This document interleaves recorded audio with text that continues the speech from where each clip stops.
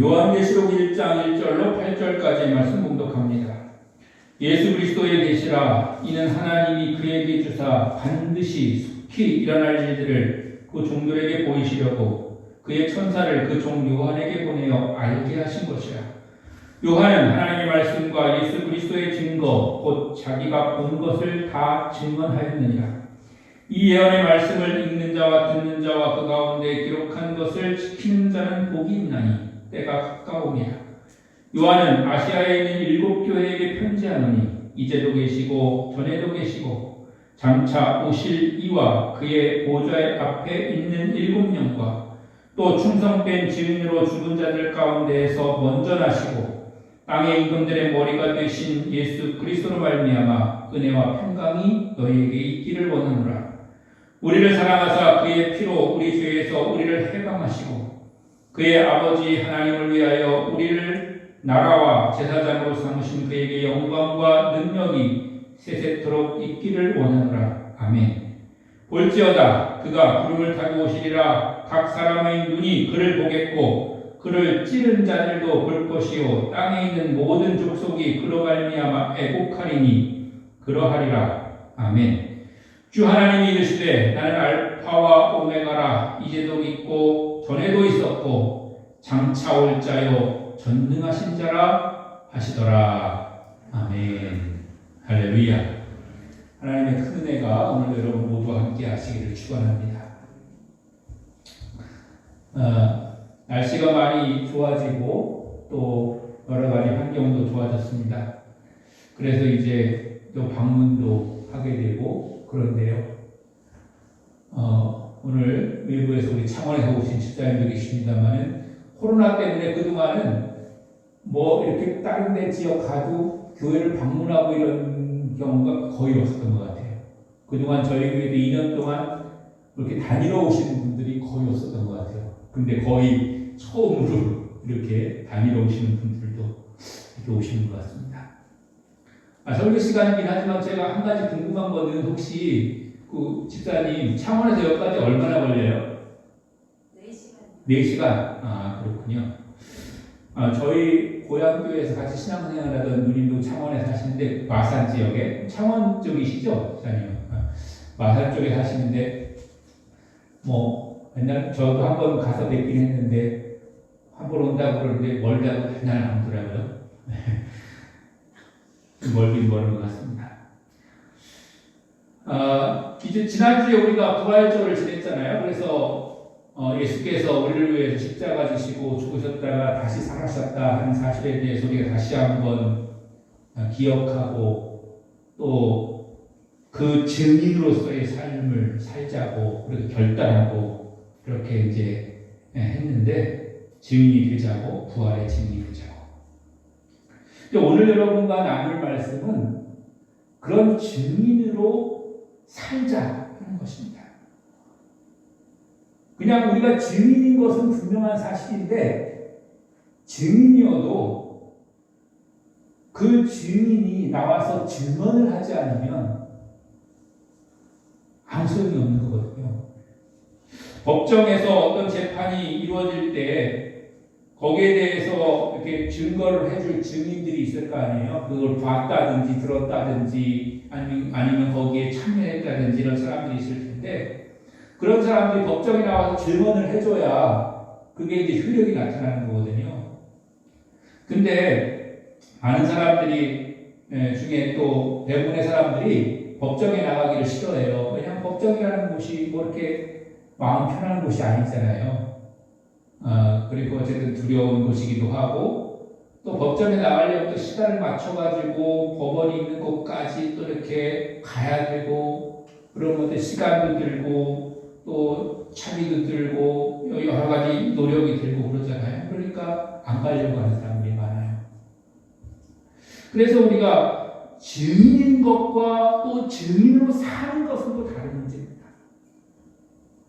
여러분들이 다 부활하신 그리스도의 증인이신 것은 분명한 사실일 텐데 여러분이 그럼 증인으로 살고 있는가 하는 것은 또 별개의 문제라는 것이죠. 예수님은 하나님의 아들로 이 땅에 오셔가지고 십자가에 죽으셨지만 다시 살아나셔서 우리에게 구원을 주셨고 영생의 첫 열매가 되심을 여러분들이 다 알고 또 믿으시는 줄로 믿습니다. 근데 이 하나님의 속성을 한마디로 말하자면 하나님의 속성은 말씀입니다. 말씀. 태초에 말씀이 계셨죠? 그게 하나님이에요. 그 말씀이 온 세상, 온 우주를 창조합니다. 그리고 그 말씀이 육신을 입고 이 땅에 오신 분이 바로 그리스도이십니다. 그러니까 하나님은 예수 그리스도를 통해서 우리에게 말씀하신 것이에요. 또 그 말씀을 우리에게 보여주신 것이죠. 그 말씀이 우리와 함께 사는 것이죠. 우리 곁에 있었던 것입니다. 그런데 그 말씀의 내용이 무엇입니까? 하나님 예수 그리스도를 통해서 우리에게 보여주시려고 한, 들려주시려고 한, 또 체험하게 하시려고 하는 그 말씀의 내용이 무엇이겠는가 하는 것이죠. 하나님은 그의 백성에 대한 사랑을 들려주길 원하신 것이죠. 또 보여주길 원하신 것이죠. 그리고 나가서 그것을 체험하고 느끼기를 하나님은 원하시는 것입니다. 그의 백성의 죄를 용서하시는 것도 사랑이고 그 백성을 자녀로 삼으시는 것도 사랑이고 생명을 주시는 것도 사랑이고 영생에 이르게 하는 것도 바로 사랑인 것입니다. 그 사랑을 표현하는 그런 표현이 바로 그리스도였다고 하는 것입니다. 이런 걸 말로만 하면 못 알아들을 수도 있고요. 또 믿지 못할 것 같으니까 사람들의 눈에 보이는 것으로 그 중에서도 사람이 가장 귀하게 여기는 것이 사실은 육신입니다. 육신에 조그만 문제가 생겨도 사람이 얼마나 고통스럽습니까? 그래서 육신을 잘 보호하기 원하고요. 육신에 따라서 사람들이 많이 변하는 것을 보게 돼요. 우리가 하다못해 육신에 질병이 생기면 자유롭게 움직이지 못하잖아요. 교회도 나오기 어려워지고. 그럼에도 불구하고 요즘은 기술이 발달해서 지금도 생방송으로 이렇게 간단한 그런 휴대폰만으로 이렇게 중계가 되고 있어서 집에서 지금 예배를 드리고 계신 분도 계십니다만은 그러나 거기에 한계가 있는 것이고요. 우리에게 이런 제약이 생겨요. 손톱 밑에 조그만 가시만 들어도 불편하고 힘듭니다. 그래서 우리는 육신을 중요시 여기고 우리의 모든 것을 담는 그릇이 육신이기 때문에 육신이 귀한데 그 육신을 입혀서 우리에게 하나님의 말씀을 보여주신 거예요. 증거를 삼으신 것이죠. 말로만 하면 믿어지기도 어렵겠지만 시간이 지나면 점점점 잊혀져가지고 전설 속의 산천리가 되는 거예요. 그냥 그랬었던가? 그러면서 그랬었던가? 그런데 육신을 입은 역사적인 인물로 예수님께서 존재했기 때문에 그 사실이 변할 수 없는 사실이 되는 것입니다. 누구도 부인할 수 없는 사실이 되는 것이죠. 믿고 안 믿고는 그 사람의 문제겠지만 그 사실을 우리가 부인할 수는 없는 그런 상황이 된다고 하는 것입니다. 이 일들을 감당한 예수를 가리켜서 5절에 충성된 증인이다 이렇게 표현합니다. 죽은 자 가운데서 먼저 나시고 땅의 임금들의 머리가 되신 예수 그리스도시다라고 그렇게 표현하고 있는 것이죠. 그러니까 하나님의 말씀이 예수 그리스도의 육신을 통해서 우리에게 증거가 됐는데 그 증거가 된 예수 그리스도가 바로 가장 먼저 우리에게 증인된 삶으로 우리에게 보여졌다고 하는 것입니다. 그런데 예수님께서 이제 안 계시잖아요. 안 계시는데 그 증인의 삶을 예수께서 이제 직접 보여주실 수는 없어요. 그래서 그 증인의 삶을 우리에게 맡기신 거예요. 2절과 3절 말씀을 여러분 보시면 요한은 하나님의 말씀과 예수 그리스도의 증거 곧 자기가 본 것을 다 지원하였느니라. 이 예언의 말씀을 읽는 자와 듣는 자와 그 가운데 기록된 것을 지키는 자는 복이 있나니 때가 가까움이라. 증인의 삶을 살라는 것이거든요. 근데 그 증인의 삶을 사는 것이 우리가 생각할 때는 어디 가가지고 막 동네방네 이야기하고 선전하고 다녀라 이런 거가 아니고 조금 우리가 생각까지 소극적으로 들리죠. 그 말씀을 읽는 자와 듣는 자와 그 가운데 기록된 것을 지키는 자, 이게 증인이라는 거예요. 증인이 어디 동네방네 떠들고 돌아다닌다고 해서 그 증인이 잘 되는 게 아니고요. 증거가 나타나는 게 아니고요. 사실은 제대로 증인이 돼야 되는 거예요. 우리가 법원 얘기가 조금 전에 저도 했습니다만 법원에 가서 증인이 되고요. 증인의 신뢰성이라는 게 있어요. 그래가지고 평상시에 저 사람은 쉽게 말해서 헛소리를 많이 하는 사람이다 이렇게 평가가 되면요. 그 사람이 아무리 정확하게 증인이 돼서 증거를 해도 안 믿어져요. 안 받아들여져요. 근데 평상시에 저 사람이 하는 말은 틀림없다. 별로 이렇게 허언을 하지 않는다. 이렇게 평가받는 사람의 말은 그 증언이 조금 이렇게 부족해도 앞뒤가 조금 안 맞아도 믿어주고 받아들여주는 그런 경우가 있는 것을 보게 됩니다.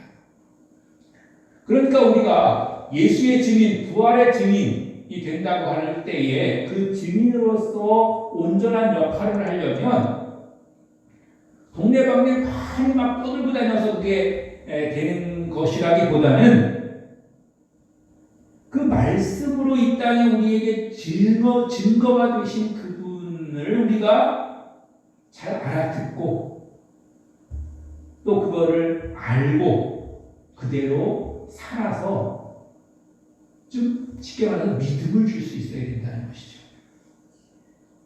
그런데 이걸 처음 부탁받은 교회가 요한의 편지를 받은 7교회예요. 7교회가 이제 이런 증인의 삶을 살아달라. 너희들 예수 그리스도의 교회를 세워졌니? 예수 그리스도의 자녀로 부름받았니? 증인이 되어야 된다. 이렇게 이제 말씀하는 건데요. 여기서 7교회는 아시아에 있는 7교회인데 그 당시에 교회가 7개만 있었던 게 아니에요. 곳곳에 여러 교회들이 수많은 교회들이 있었던 것입니다. 그런데 요한이 7교회에게만 편지를 보낸 것은 그 당시에 특징적인 교회가 7교회였다는 것이고요. 그리고 그 대표적으로 그렇게 나타났던 교회가 7교회였기 때문에 7교회한테 보낸 거예요.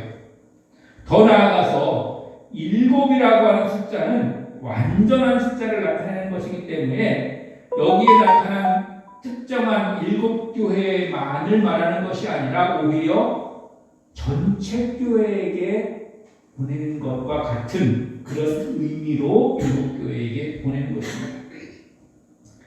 참고로 성경에 나오는 숫자에는 대개가 의미가 부여가 돼요. 그래서 그 의미는 성경이 쓰여진 그런 언어들 속에 이제 그 의미가 이제 부여가 되는데요. 우리 한글에는 글자에 이렇게 숫자의 의미가 없잖아요. 근데 이 성경이 쓰여진 뭐 히브리어나 그리스어나 더 나아가서 그 고대어인 라틴어 이런 그 언어에는 글자 자체에 숫자의 의미가 뭐 포함되어 있어요. 그래가지고 우리가 많이 쓰는 그런 1, 2, 3, 4 이렇게 쓸 때 하는 그런 거 있잖아요. 짝대기 하나면 1이고 2개 하면 2고 3개 하면 3이고 또 짝대기 하나하고 V자 쓰면 4고 뭐 이런 게 있잖아요. 그게 다 그 글자의 숫자의 의미가 포함되어 있기 때문에 그래요. 그래서 지금 말씀드린 그게 이제 라틴어인데, 라틴어는 짝대기 하나, 영어로 말하면 I가 1이고요. V가 5고, L자는 50을 뜻하는 거예요. 그리고 C는 100을 뜻하는 거고, D는 500을 뜻하는 거고, M은 1000을 뜻하는 거예요. 요거만 알면 요 글자로 숫자를 표현할 수가 있어요. 그리고 더 정확하게 말씀드리면 우리가 숫자를 말하는 1, 2, 3, 4 있잖아요. 1, 2, 3, 4는 개발된 지가 얼마 안 됐어요. 이 언어보다 숫자가 훨씬 더 늦게 개발이 됐어요. 그래가지고 옛날에는 다 이렇게 글자로 숫자를 표현을 했던 거예요. 더 나아가서는 1, 2, 3, 4가 먼저 이제 개발이 되고, 그 다음에 0이 제일 나중에 개발이 됐어요. 0이 참 신기한 거예요. 0은 붙이기만 하면 계속 숫자가 늘어나잖아요. 근데 그 0이 가장 늦게 개발이 됐어요. 다시 성경으로 들어와서, 그러면 우리가 흔히 성경에 나오는 짐승의 숫자를 666이라고 그렇게 표현하잖아요. 이 666도 짐승의 숫자라고 하는데, 원래는 이 짐승의 숫자 666을 얘기할 때에 그 당시의 대상은 네로 황제를 지칭했다 그래요. 네로 황제. 그 당시 가장 기독교를 박해했던 사람인 것이죠. 그래서 네로라고 하는 그런 이름의 숫자가 666의 그런 숫자를 가지고 있었고, 그래서 이제 그 상징적으로 그렇게 666의 숫자가 된 것인데, 또 이것은 완전수인 7의 3개가 존재하는 77보다 하나씩 다 부족한 거기 때문에 완전하지 못한 존재. 그래서 666이 짐승의 숫자고 사탄의 숫자라고 우리가 얘기를 하고 있고요. 그래서 어떤 학자는 연구를 해보니까 예수님을 숫자로 표현해보니까 888이다 이렇게 연구한 학자도 있어요. 왜냐하면 완전한 것보다 더 넘치는 그런 분이시기 때문에 888이다 이렇게 연구를 한 그런 학자도 있습니다.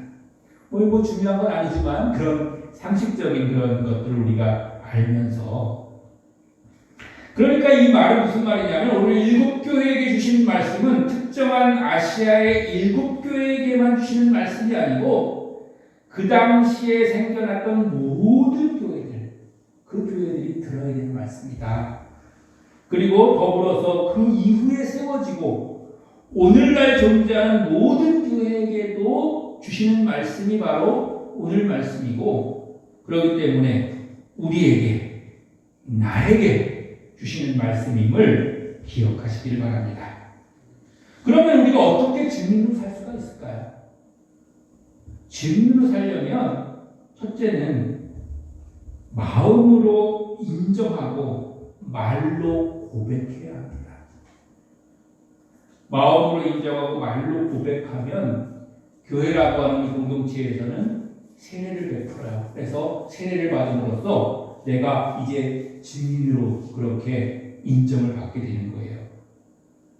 그러니까 말로 고백한다고 하는 것은 아까 시작할 때 말씀드렸던 것처럼 하나님이 말씀이잖아요. 말씀이신 하나님의 속성, 그게 바로 말인 거예요. 그리고 우리는 하나님의 형상대로 지음받았잖아요. 그래서 하나님이 말씀으로 하시는 것들을 우리가 우리의 말로 나타낼 수가 있어요. 하나님과 똑같을 수가 없어요. 하나님은 말로 세상을 막 뚝딱뚝딱 창조하시지만 우리 인간은 피조물이기 때문에 닮긴 했지만 하나님처럼 그렇게 뚝딱뚝딱 뭘 창조하고 말로 그렇게 할 수는 없어요. 혹시 우리가 말로 뭔가를 다 하려고 그렇게 한다고 하면 조금 우리가 확대해서 해석하면 그거는 하나님과 같이 되려고 하는 그런 교만인 거예요. 어디 단체나 이런 데 가면 말로만 하는 사람도 있잖아요. 자기가 선수, 솔선수범해서 이렇게 하지 않고 말로만 막 지시하고 그런 사람 있잖아요. 자기가 제일 높다는 거죠. 자기가 다 할 수 있다는 거죠. 교만한 거예요. 특히 하나님을 믿는 믿음 안에서 그랬다고 하면 그거는 하나님과 같이 되고 싶어 하는 그런 교만한 거예요. 그 말이 나타나야 돼요. 그래서 우리가 세상에서 말할 때 말한 대로 된다 이런 말도 있고 말의 능력이 있다 이런 말도 있잖아요. 그거는 우리가 하나님의 형상을 닮은 그 하나님이 뭐라 그랬어요? 말씀이라고 했잖아요. 그 말씀을 닮은 존재이기 때문에 우리의 말에 또 능력이 있는 거예요. 하나님과 똑같진 않아요. 분명한 것은 하나님과 똑같진 않지만 그 말에 능력이 있는 거예요. 그렇기 때문에 우리가 마음으로 인정하고 그래서 그것을 말로 고백하는 거 그게 바로 우리가 증인으로 사는 거예요. 근데 아까 말씀드렸던 것처럼 우리의 말이 정말로 믿음이 되고 그게 정말로 증인으로 받아들여지려면 증거로 받아들여지려면 증인의 삶에 합당한 그런 삶을 살아야 돼요. 증인의 삶을 살아야 돼요. 증인의 삶을 살아가지고 누가 봐도 저 사람은 말하는 게 맞다. 사는 거 보니까 그렇다라고 그렇게 우리가 인정받아야 돼요. 인정받는 것이 바로 증인이 되는 거예요. 증거의 삶을 사는 거예요. 말씀드렸던 것처럼 동네방네 떠들고 다니고 동네방네 이렇게 말하고 다녀도 증인의 삶을 살고 있지 않으면 그 사람이 하는 말은 다 그냥 허공의 메아리인 거예요. 좀 심하게 말하면 헛소리인 거예요. 시끄러운 소음인 거예요.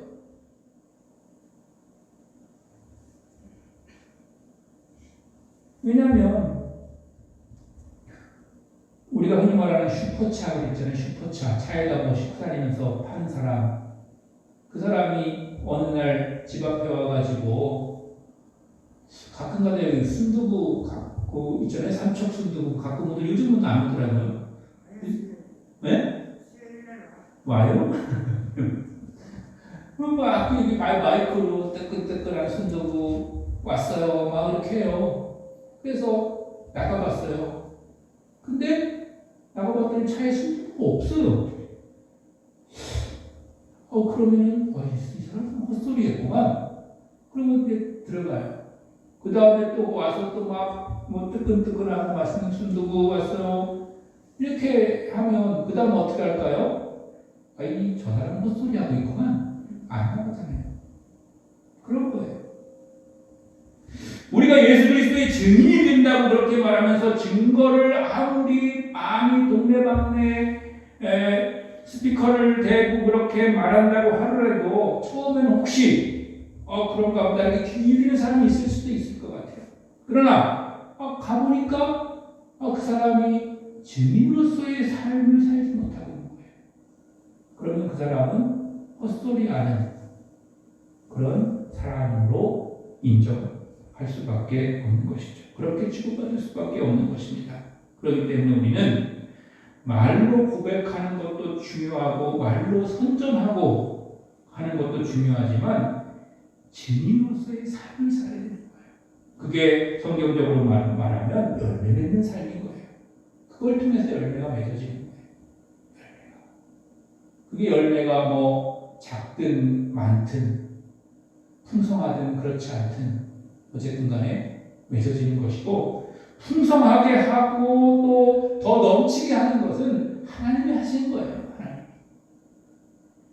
뭐 내가 능력을 쌓아가지고 내가 힘을 들여서 그게 풍성하게 되는 게 아니고 농부는 심는 거고요. 가꾸는 거예요. 열매 맺게 하시는 분은 하나님이신 거예요. 하나님이 하시는 거예요. 열매가 작다고 해서 실망할 필요도 없어요. 낙심할 필요도 없어요. 그게 뭐 부끄러운 일이 아니에요. 물론 세상적으로야 조금 뭐 그런 느낌이 들긴 하지만 그거는 하나님 앞에 부끄러운 거 아니에요. 실망할 필요 없어요. 내가 그렇게 살았으면 되는 거예요.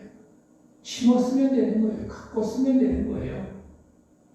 열매 맺게 하시는 분은 하나님이신 줄로 믿습니다. 사랑하는 성도 여러분, 이제 우리가 부활하신 그리스도의 증인인데 증인인 걸로 끝나는 게 아니라 증인으로 살아야 되는데 그 증인의 삶은 우리가 마음으로 인정하고 말로 고백할 뿐만 아니라 증인으로서의 합당한 삶을 살 때 우리는 증인이 이제 완성되는 것을 믿으시길 바랍니다. 그리고 그런 사람들을 하나님은 오늘 성경에 보니까 복이 있다 말씀하시고요. 그들에게 하나님의 복을 주시겠다.